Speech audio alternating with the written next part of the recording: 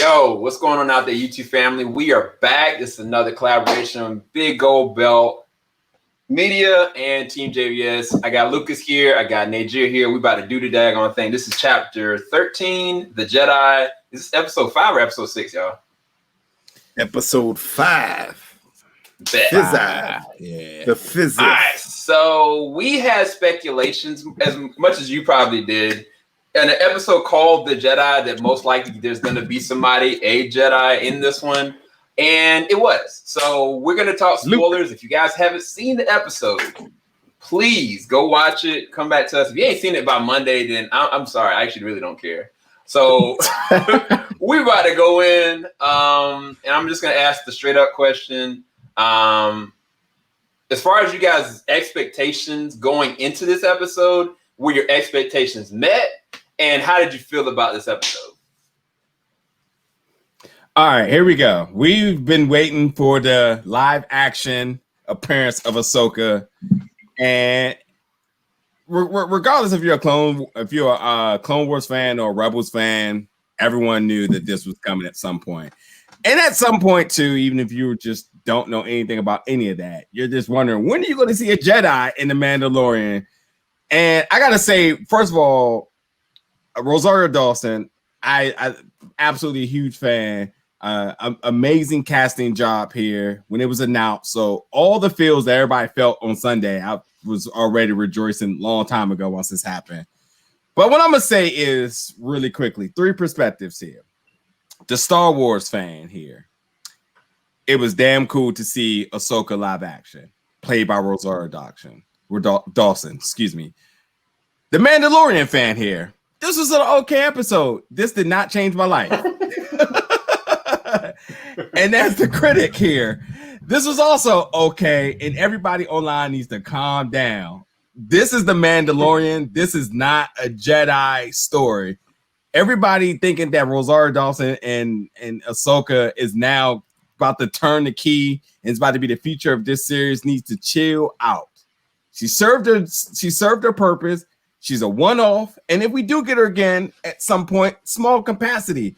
But as I told you two off in the chat, this is about The Mandalorian. This isn't about lightsabers, and that's all everybody ever cares about is lightsabers. They don't even. I saw people like legit. I saw people like, "Oh my God, Ahsoka!" And it's like, but wait, you ain't seen Clone Wars or Rebels, so how are you happy? Like, wait, oh, I get it. You think the lightsabers' names is Ahsoka? I got it. Cool. Good for you. Like, like seriously, like people really went crazy over this.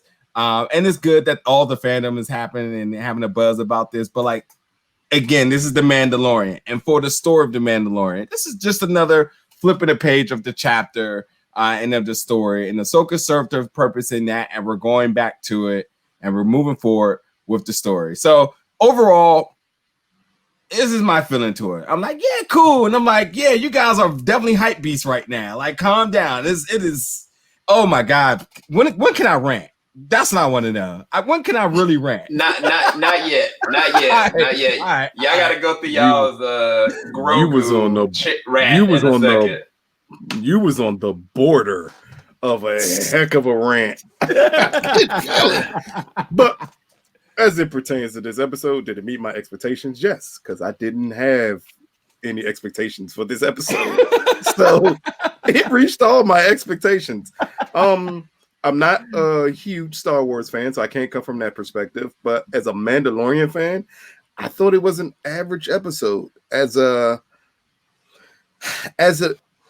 felt gimmicky at times, and that surprised me a little bit. I was expecting not to feel as gimmicky as it came across. And just, again, they're doing a not good job, but a job of shoehorning characters in to this series that I feel aren't necessarily needed for this series. You could have just had any random Jedi show up and tell him, hey, little dude evil.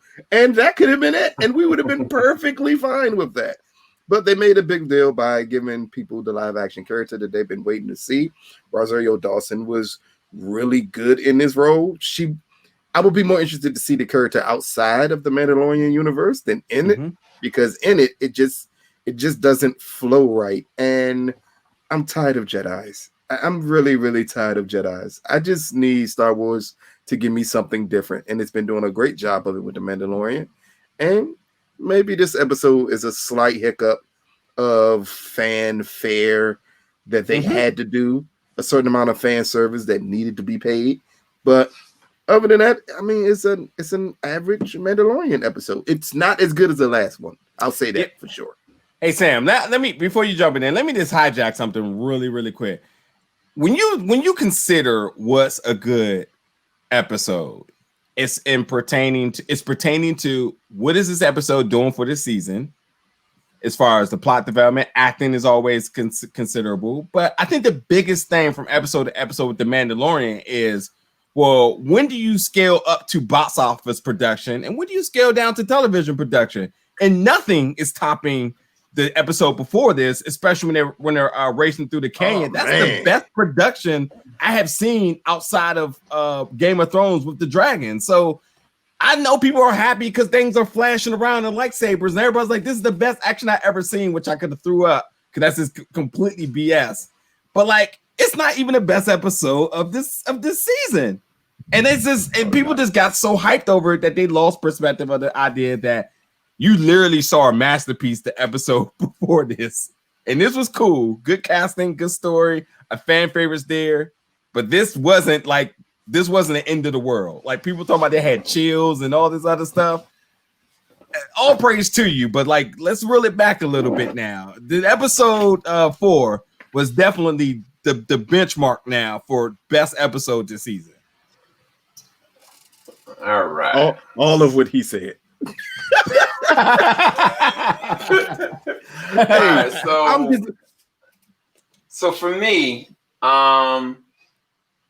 in terms of the action in this one compared to the last episode, just on the chase alone, is unlike anything that any Star Wars, even some of the movies haven't even gone to those levels.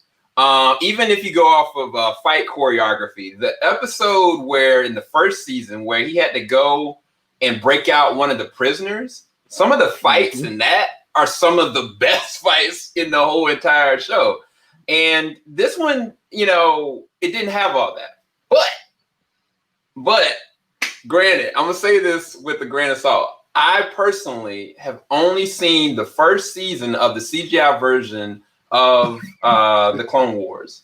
I've only seen, the 2D version of the Clone Wars. I think I saw like a few episodes of Rebels. So I know who certain characters are. I barely know who Bo-Katan was. I thought that was a really interesting shoe-hinned episode. I think I agree with Lucas that they are shoe-hinning certain characters in to platform them for something else. I think Rosario Dawson's character, Ahsoka, the whole point of this is, yes, to blow the internet up, give them what they want, give them the spectacle they want, but they are going to use her for something totally different. I don't think that she's going to show back up in this series at all, nor does she need to, nor does Bo-Katan need to, technically. But I really do think that from all those things aside, for me and what I know about the character Ahsoka, knowing her connection with Anakin, knowing he was the first person that she trained, there is a good correlation to that. And with Anakin, with her, and of course with your boy Grogu, and of course Mando, there's the whole reason I feel like they even put her in this was for that specific, because there was no other ties for her to even communicate with Mando in any way, shape, or form. There should have never been any kind of point. But now I'm saying all this. I'm ranted too. I apologize, Nate. I'm gonna give you your shot. No, ran on, man. I personally really, really enjoyed this episode, bro. And that's not on some. I am a Star Wars fan in terms of the movies. I have not read all the books. I've barely seen all of the shows, like I said. But honestly, I mean, I as soon as the first shot of your girl came up, and I was like, I know they ain't about to start the episode up with Ahsoka straight up, because I don't even know when this even takes place. Because there's some issues here with continuity that I got to talk to you guys about when it came from where she's supposed to be at this point to where this episode shows her. But I was like, yo, this is freaking I was nerding out. I'm sorry, like the nerd in me overtook my perspective in this episode, but I never lost my sensibleness about the structure or the value of the other episodes in conjunction with this. I just personally gushed over this episode from the moment that she was up there, from every scene that she was in, and even her connection with talking with Grogu, her able to communicate with him. I loved it, bro. There's no other way around it. Was it a prime Mondo episode? No, far from it. I'll admit that straight up. Like, this is not a, I was gonna say it's not a good Mandalorian episode, but it's not its best. It's not. By no means is not one of its best. But as a Star Wars fan, I loved it. And I think that there is room for that. And I think that that's how you build a platform to get people excited to see where these other characters are going. This episode was a sacrificial lamb to platform things out, in my personal opinion. But anyway, I'm gonna let Nature rant. Go ahead. Yeah, this. I think you're right about a few things here. I like, number one, this episode definitely did put things into perspective that we didn't know. We didn't know the child's name. We didn't know technically the origin. We knew that the Jedi's, the Force sensitive people were going to talk. We said that last week, so we knew there was nothing new there. Lucas said there was always going to be a bigger person in the picture that we may get. They may name drop. We may get introduced, but we know that there's there. Or if they don't, it still holds, the structure still holds strong. And that's what we got from this episode. A name was dropped, and you're like, okay. And maybe we see it, maybe we don't. But either way, you know that there's another person there, and you're still being introduced to more and more characters to be invested in. You learn a little bit more about the Mandalorian history. Again, the Mandalorians and the Jedis have never been on the same page here. And we see that Mando and his psychology, which I think has been the theme of the season, is how does he respond in certain situations? You're legitimately are coming in contact with a species or a race or whatever you want to call a clan of people who don't like your people, and you have a mission. How are you going to do with this? And he bowed down to it. He was like, hey, I need you to do me a favor and I'll do you a favor. So we see that his psychology is more reasonable than we've seen in the past, even in this. I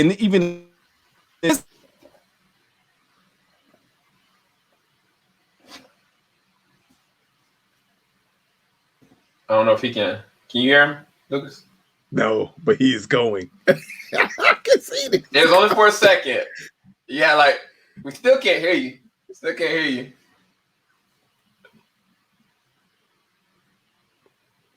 Do you want to? This is what we're gonna do. We're gonna trade off. Lucas, you want to go off of what he was just saying?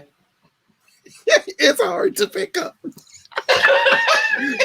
because of where he stopped at. It was about to go, and I knew he was going somewhere with it. I knew he was going somewhere with it. Go. I see. Is he on mute or is he back? Nah, his joint shot. We're gonna have to look. All right, Lucas, go for it. Okay. I'm not gonna go off like Najir because he is more knowledgeable about this than almost anybody I know outside of people who overly focused on the books. I'll say this episode felt like another backdoor pilot to something else. And that was my issue with it. It did nothing for me for Mando's story. Yes, you gave me the baby's name. That's great. Everything else you gave us, you could have guessed it. Where do you think he came from? The Jedi Temple. Great. Okay. He was there when I'm supposed Anakin slaughtered everybody. Great. That's not a surprise. Timelines would tell me something of that nature. But see, that's so weird though. We gotta talk about that. But it's just combining and giving us stuff that you could kind of put together, including me, who never read the book, immediately bringing up the general as the person who I would think they would use as the big bad just based off of Disney pushing a book with him in it. Like it just felt like a backdoor pilot. And there's nothing wrong with backdoor pilots. And this isn't a horrible episode, but it's just not a good Mandalorian episode. For someone who may have wanted to see his storyline progress, what you got in this entire episode was equivalent to a video game cutscene. Like a side mission. And like, okay, Go on this side mission, and then you could get gold before we go back to the main mission.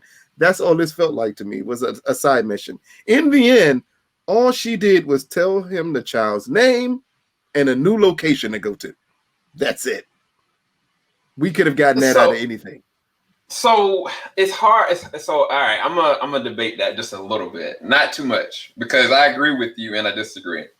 With the baby Grogu, now that we know his name, in no way, shape, or form in my head, because Anakin, one, if that's the case, and Anakin, while he was in his 20s, maybe early 20s, slaughtered those kids and then had his own kid, and then Luke has already conquered all this and now is in his 20s, that means that kid would be like in his 50s. Now, granted, Yoda, I get it. Yoda was 1,000-some years old. So I get that. But there was, in my head, I wasn't like, oh wow, like this kid is like close to 100 years old. I didn't assess that. That wasn't my assessment. Sam, hold up. Let me ask a quick question. What did you miss in the first season when they said the kid was in his 60s? I didn't hear that. I didn't hear that at all. Remember, I told you. You remember the last time I was like, I thought the kid was a clone. You remember that? Remember I told you last time? Yeah. I was under the option that the kid was. They had mentioned something about this kid's age in the first season, so you kind of knew he was much older than like a kid. He just looks that small. That's crazy to me. So for me, that blew my mind. I that was not something that was even on my radar. On top of that, now I think the writing was on the wall. You guys have been saying that this little man is the true enemy, that he is the true monster. I give you guys all the credit for that, because when she started kind of describing, like, you know what, like he's got like a real big attachment to you. He's got a lot of fear, and he definitely does not listen to anybody. I don't think I should train him at all. But it's kind of just like, the longer he stayed, this is what I wanted to really bring up to you guys. Yes, she don't have to train him, but the longer he stays with Mando, he's going to be forced to use his powers anyway. And I don't know if that's any better. I don't know if that's any better, personally. Without somebody honing in what he's going to do. I'm going to let Najir finish his rant here. Are you back to finish, sir? Can we hear him? Oh, shit, we can't hear him. Man, go back in and come back in, because you got to finish this rant, Joe. God damn it. We got to hear it. We got to hear it. But I'm going to say this about... You feel what I'm saying, though? Him forced to use his powers. I think she put it best. If he's not trained, eventually he'll forget how to use them. I don't. You see, because you see, right now he's using them. He's using them strictly based off of his emotion. And eventually that's going to go away. You have to be trained to do things. And that's why she said, better to let it leave him eventually. So she's basically saying, oh, he's going to get to the point where he's not going to be able to do any of this. And it's better that he can't do it than him learn to do it and be evil like I think he will be. Yeah, that's what I'm saying, though. I feel like his life is in jeopardy consistently because he's with Mando. That's what I'm saying. Like, it's like... No. Other way around. His life is Mando's life is in jeopardy because he's with this kid. Like, his jeopardy ends the moment he gives this little dude up. But again, it's... I think she gave us a little foreshadowing of what's going to take place with the kid once he gets to the Jedi temple and he gets on there and they decide if he's good or evil. I mean, we've been saying he's evil from the beginning, so it wouldn't shock us that he turns out to be evil. But I think with her not training him, it sets up for another Jedi, and it sets up to elongate the character, which I was hoping we would get past after this season. Because again, I'm not for Gunsmoke. Is he back?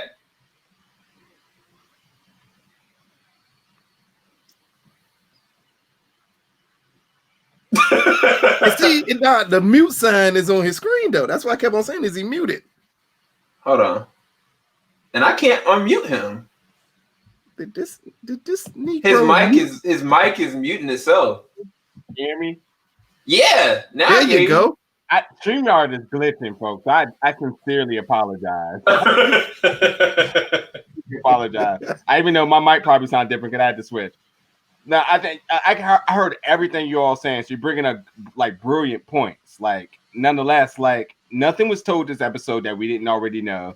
And if you didn't know from last week's episode, you can put 2 cents in the machine and you're going to get a 25 cent worth of knowledge out because it was just that predictable here. You saw all these things happening. We've been calling it, like you said, Sam, that this little kid definitely ain't from the peers of the peers. And it's been sprinkled a lot all over the place. And look, here's the thing. Here's the thing, because everything's canon. If the Mandalorian set in this period between episode 6 and episode 7, where is this little fucker? I'm sorry. Where is he? If he was the goodest of the good, Luke would have knew. Luke would have known. And if Luke didn't know, Leia would have known because that's her strongest force sense. It's being able to sense the force in somebody. That's how her and Rey was just like this. Soon as Rey got off that plane, she was like, I've never met you, but I know everything about you. So if regardless of age, regardless of height, she would have sent somebody who is as strong as Anakin, as they said, basically. She would have sent them. So nonetheless, let's just make this all make sense for you guys, for everybody. If he's as strong with the Force and he's good, we would have seen him on the side of good. Something tells me that he's really bad, and everybody was like, yeah, let's go ahead and take care of this real quick. And Ahsoka, trained by the strongest Jedi in Anakin, says, I'm not training him? Come on now. We can this baby Yoda shenanigans is milking all the merchandise of all over the world until we really decide what his fate's going to be by episode 10. And he's bad and he needs to be taken care of. So I know that's not the most popular opinion, but yeah, just wait. So, but like you said, this episode really didn't tell a lot. For what I was saying before I got cut off is that I thought we got more in Mando's psychology here. We got more about how he situates in different surroundings, and that's it. Maybe I don't know. Maybe some of you all doubted how strong the Mandalorian armor was when you seen it next to the saber. You got to learn that. You got to know that weapons is made out of the same steel. So like we got these things if that counts. But other than that, like you said, we got the baby name, and here's your next destination. Off to the next cutscene. Let the game load. So,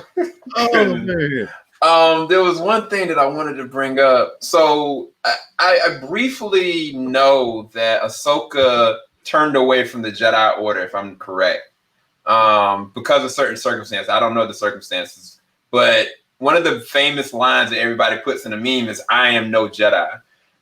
In this episode, every time she was identified as a Jedi, she acknowledged it. And even later on, like I was kind of like, okay, well, she's just going to explain, like, look, I'm not even a Jedi. Like, I'm no longer, with this. Like, I was asking Nate Jib specifically, do you think that there's a reason for that? Because this is canon, because this does take place after the fact. Do you think she went back to the Jedi Order at any point? Or that is pushing her characters to something else that they're trying to push? Because the last thing that I know that people told me is that she walked away from the Jedi Order. And I might be wrong. Shiggity. He's muted it. Wait, there you go. I'm about to say, the only person that can explain this, man, StreamYard is just not letting us be great. Why are you doing this to me? I want to know. You guys, I'm not even just asking for y'all. I want to know. Straight up. We can't get information we need. Baby Yoda, you doing this. Stop it. Lord, Lucas is frozen. Lucas is frozen. I can't hear Niger. Lucas, wake up! Wake up! No, StreamYard is just fucking us up. I can't help it.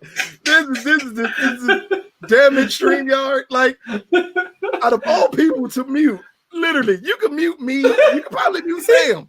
Mute me. Mute me. You could mute the person who actually knows this story the most. I Oh don't know my nothing about God. it. I can tell you where she came from. I don't even know who she is. Am I She looks back? like the Am I lady back now? from the Fifth Element. Yes. Okay. So, yes. Oh. Okay. Sorry. Again, this is I'm giving them spotlight. No, Sam, you're right. The reason why Ahsoka turned from the Jedi is simple. She didn't agree with some of the decisions about the council and the things that they had to do, and that was strictly really against her protecting others that she didn't want to. I mean, that she wanted to, that they didn't agree. It was all about hierarchy, in other words.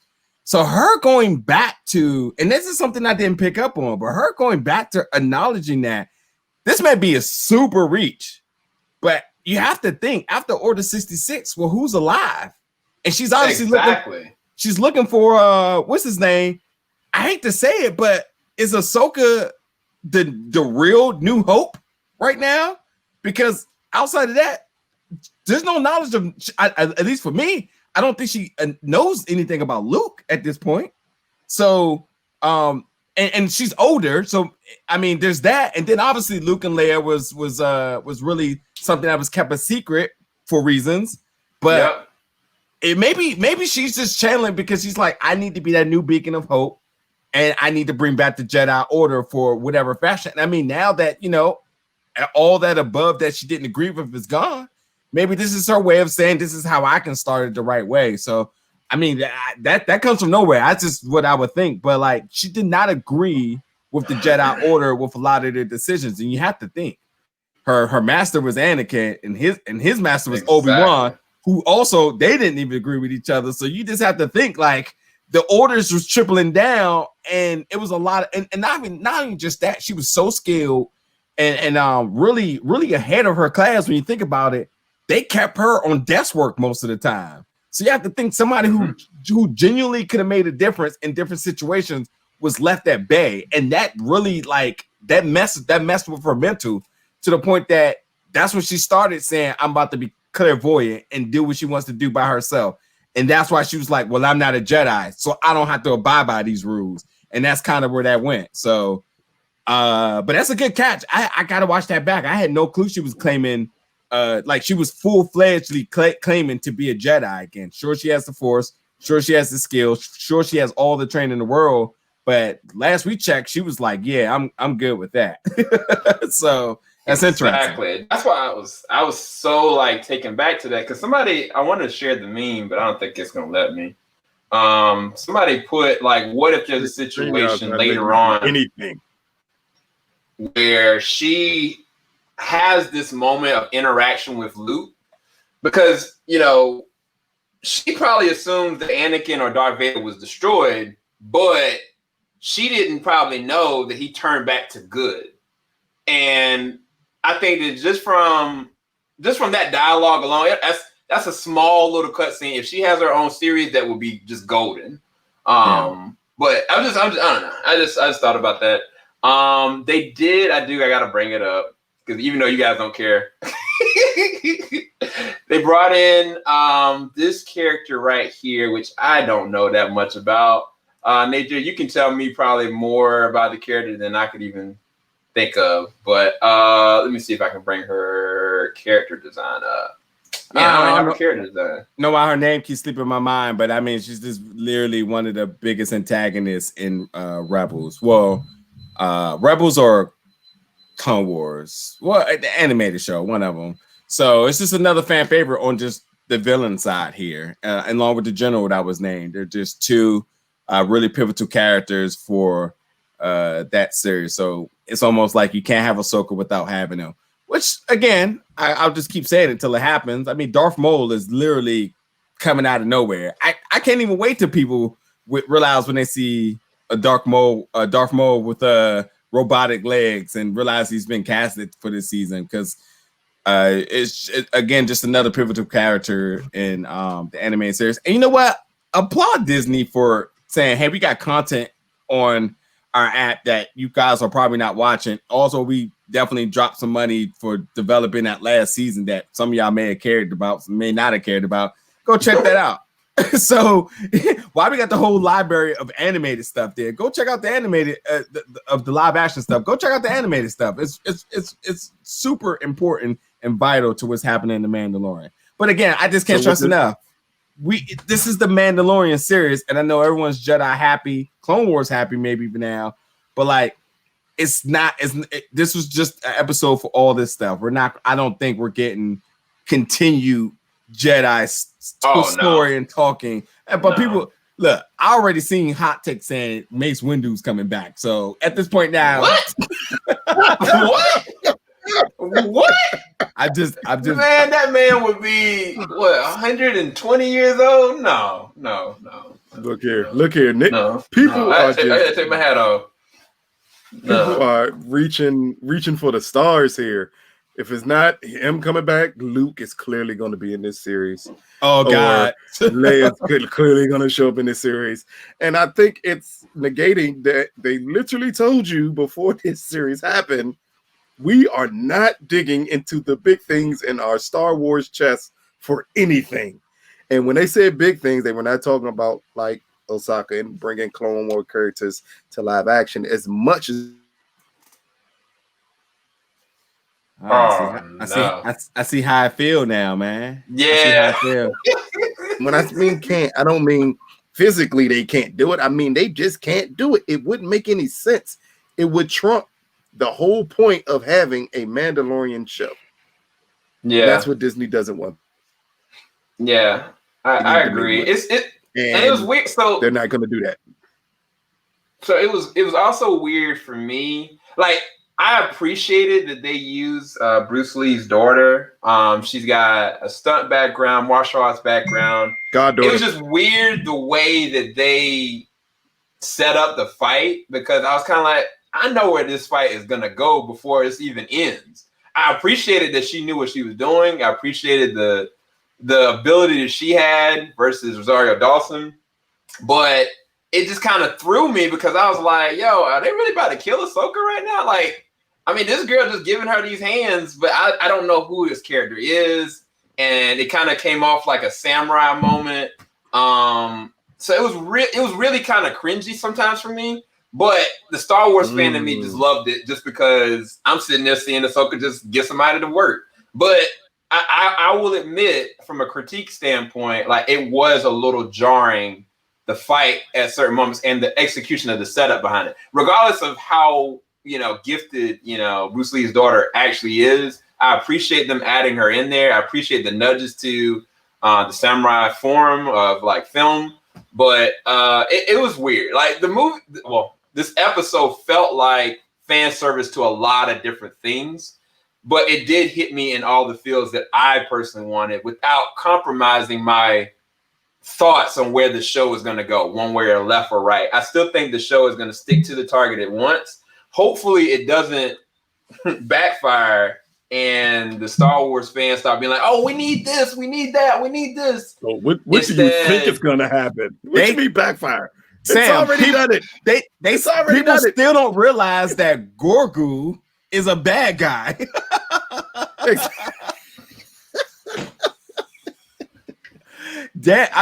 How much? Man.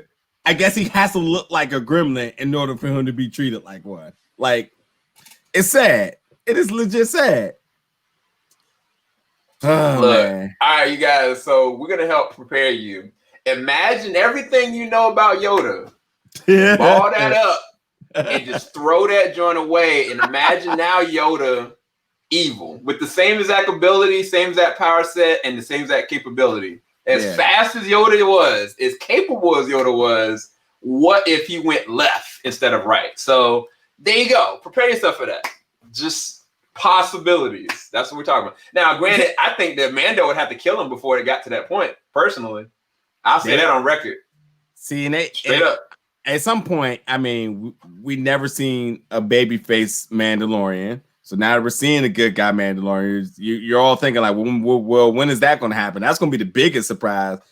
But yeah, let's literally put this into perspective.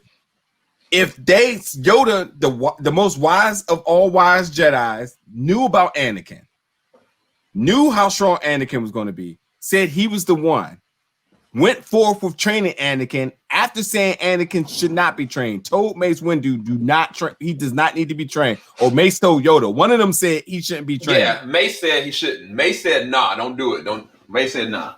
And then they did it. And then it backfired. And it messed up everything. Here's the thing.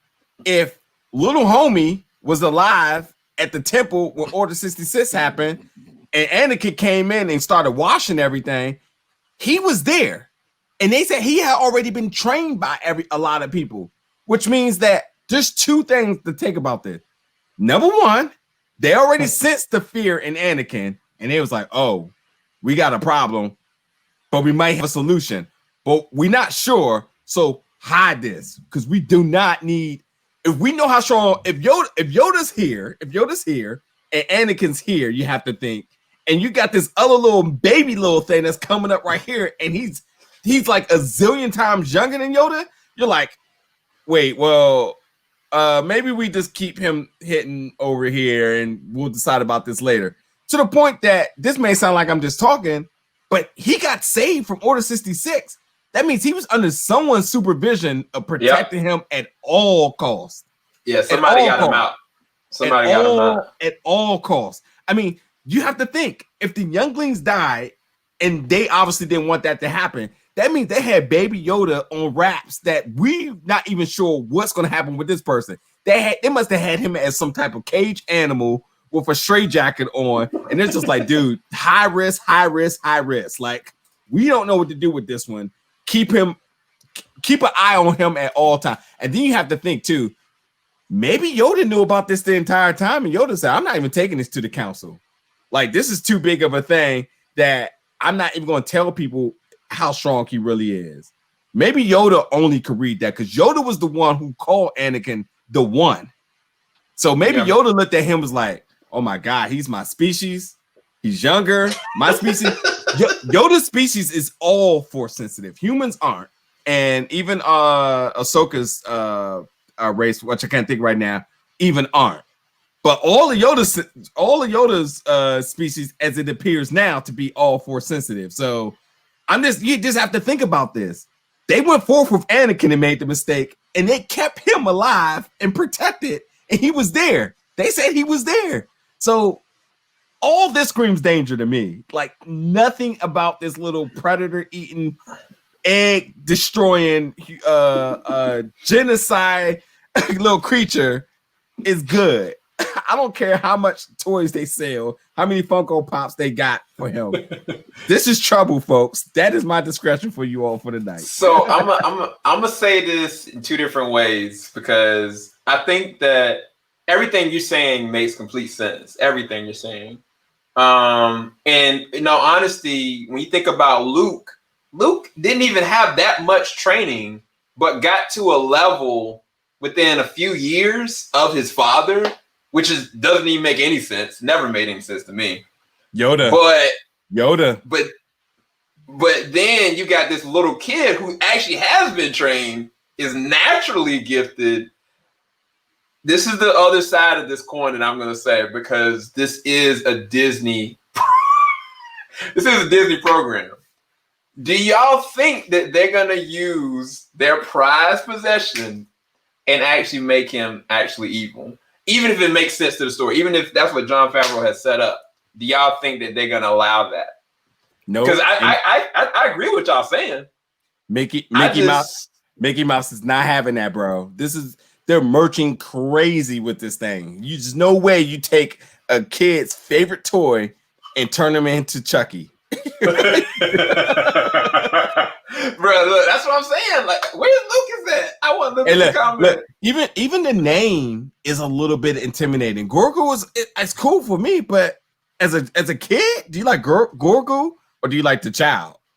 The child just comes off the tongue so much easier. I mean, so Lucas, you back? Can you hear us? Look. I want to say things about StreamYard right now. I'm biting my tongue. Man. But y'all keep they serving L's tonight. I just hope anybody watching this, you understand that these are technical difficulties outside of our control. Beyond our control. We can't do nothing about it. We try to pride on production. We try to pride on a good show. StreamYard servers have been down. We already delayed it one day because of this. We had to get this out. So this is what we're kind of dealing with right now. Are you not entertained, everybody? This you is should like, be. I don't need. Dad, man. You know what? Television show. This is crazy. This is crazy. Jesus, this is crazy. All right, so Lucas, before I you can't even cut, talk properly. I can't talk properly on how much this little dude or how evil he is. Hey, look, at this point now, baby Yoda is like, yeah, y'all keep talking about me. Yo, I think you might be the mouse. The mouse is coming for us, yo. So Lucas, for real, do you think that Disney will allow this little man to become evil? Disney. That's the question. Dang, is they for real? I heard Disney. Can you hear me? I heard Disney. That's all I can say. Yeah, we can hear you. Okay. We can hear you. You saying, is Disney going to make him evil? Yes, they're going to make him evil. That is the whole point of this series, is to make him evil. I don't see them doing that though. They gave you a cute character that you're all going to love, and then they're going to turn that character evil. That it to me, it's already written that's the twist of it, is that this entire time Mando is carrying around an evil Jedi. That's the whole twist of it. But this is Disney. He looks so cute. It's throwing people off. No, that's what I'm saying. That's their money making. They're making money off this little thing. Guess what? It was never the plan to make money off of him. The plan was for the character to be cute.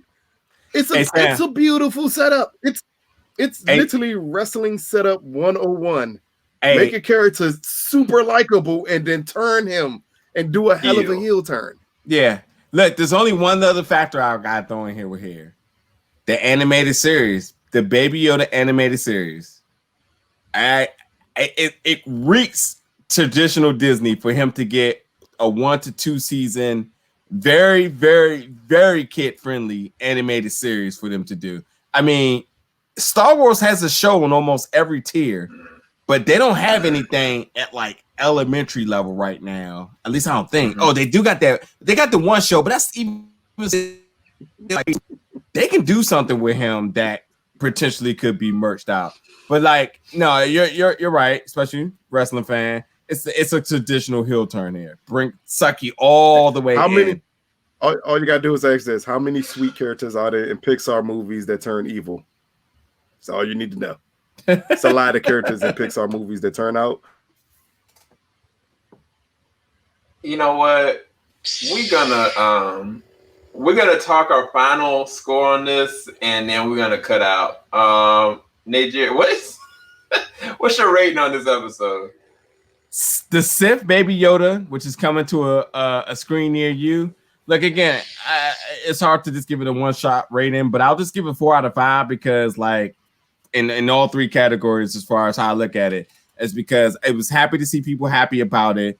It was good to see Ahsoka come to the live action. Love Rosario Dawson, and then for Mandalorian story purposes, I thought that it gave me, and no one's ever really gonna look at it that way, but I love the more of the appreciation of the psychology of the protagonist here, and seeing how he handles himself in different situations is always appreciative because that's what this series is about. It's about him somehow being an adoptive dad to somebody who's going to be the end of everything, and little does he know he's carrying around a little nuke, and it's just cool to see that he's just so happy doing it right now. So good for him. Lucas, what's your rating on this episode? Before we go out, I would like to thank StreamYard for helping us put on an awesome show today. Really thank them a lot. Yeah. Before I cut off, I'm just gonna quickly say 3 out of 5 if I'm giving it a rating. Again, it's not a bad episode, not the best episode, but it's enough enjoyable pieces in it that you're still going to look forward to the next episode. You're overlooked that this does absolutely nothing pushing Mando's story forward, but it's fanfare. It gave people what they wanted, and no issue with that if you do it halfway decent, and it did it halfway decent. So 3 out of 5. Yeah, for me, it was 4.5 out of 10. It was not the best Woo, Mandalorian episode. Damn. Wait a I didn't see that coming. Whoa, what? 4.5 out of 10? Out of No, 4.5 out of 5. Out of 5. Out of 5. Oh, you said out of 10. 4.5 out of 10. My bad.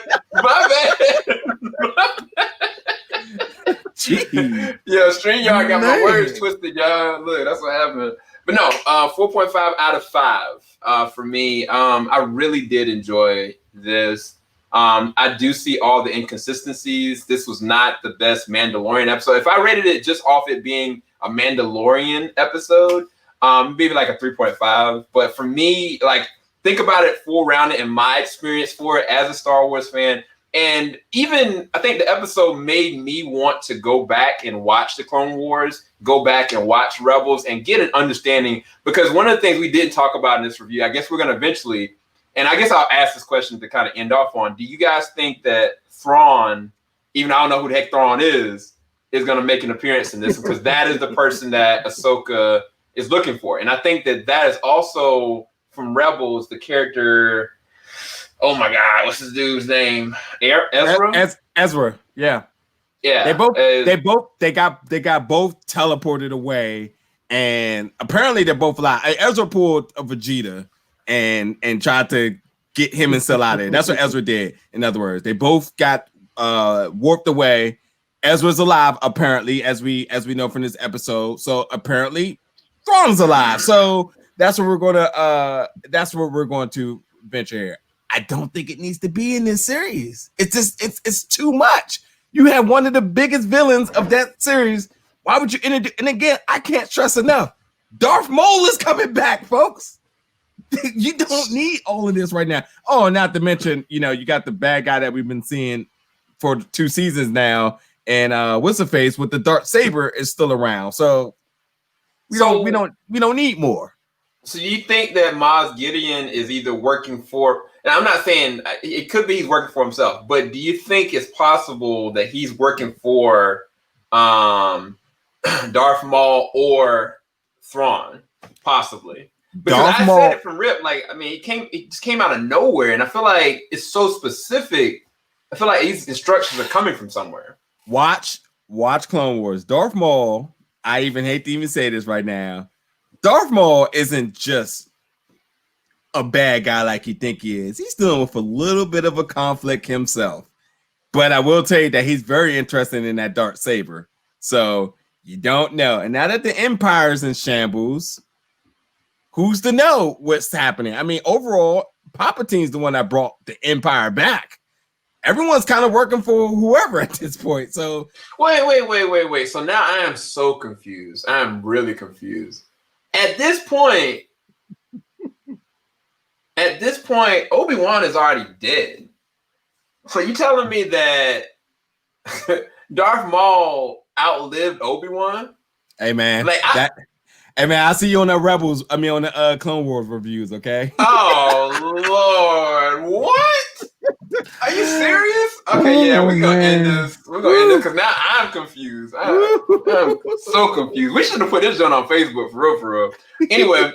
Y'all go check out the description bar below. Go and check out Big Old Belt Podcast Media. Definitely go and check him out on Twitter. Check out Lou on Twitter as well. And we will be back sometime next week. I don't know when, but we'll be back. Sorry for the hiccups, y'all. Yeah. Peace, everybody. At StreamYard. Your complaints. Thank you.